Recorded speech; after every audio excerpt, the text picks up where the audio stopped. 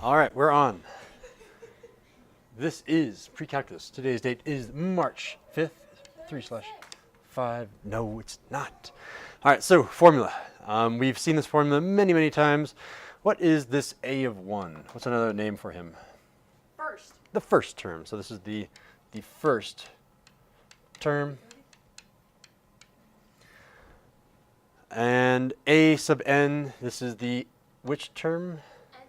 The nth term. Nth term. What about this a of n minus 1, this whole thing right here?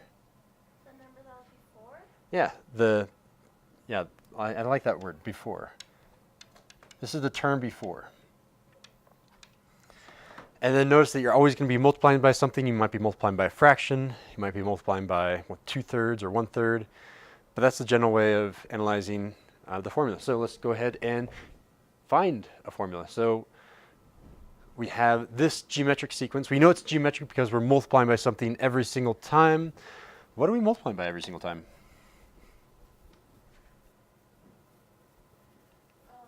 By 0.1. Careful. So if I multiply by 1, I get the same term over and over again. By 10. Where should we put 10? On the BM side. For the multiplying thing. On the multiply thing. Yep, by 10. And Daisy, what should I put for b of 1? B of 1. It would be 0.43, right? Yep, 0.43. It's that easy. That's how quick the homework goes. Yep, conceptual question. What is b of 0? I'm just kidding. It'd be 0.043. There it is, 0.043. Just keep adding zeros in front of the 43. Exactly. Wait, what? So b of 0. Oh, B of 0.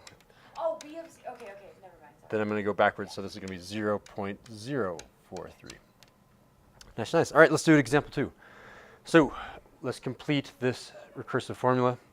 What should b of 1 be, Rochelle? 8 over 27. 8 over 27. It's the first term. 8 over 27. B of n. What am I multiplying by each time? This is a hard question. What am I multiplying by each time? Sometimes they're tricky. 3. Multiplying by 3 to get to here. But if I multiply 2/3 by 3, I get It's 2. 3 over 2. It is 3 over 2. How do you get that, though?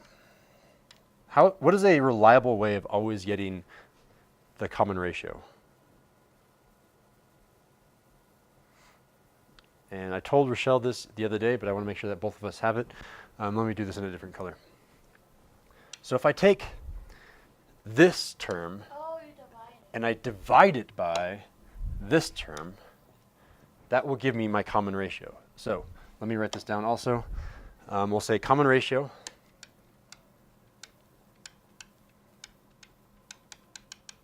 Oh, by the way, I forgot to say that what you multiply by up here, this unknown thing that you're about to write right here, I'm going to call this thing, this box right here, whatever number, is called the common ratio.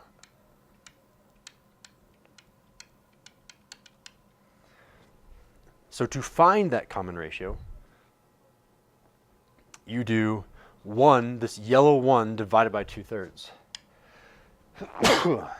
Thank you. So we do the yellow 1, and then we divide that by this green 2/3. This green 2/3. All right, whenever you divide with fractions, what is the rule? You keep, change, flip. Yep, keep it, change it, flip it. Keep it, This sounds smart. change it, keep it, change it, and flip it. So multiply and flip it. So it's going to be 3 over 2. And Daisy, you can do this for us. 1 times 3, 1 times 2.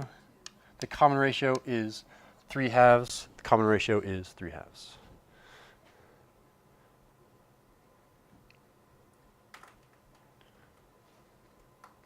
Easy peasy. No questions? Lemon squeezy? Yep, there it is. All right, that's all I have for you guys, you girls. Good job on doing those 4 homework assignments yesterday also. We have just one tonight, and it's this one.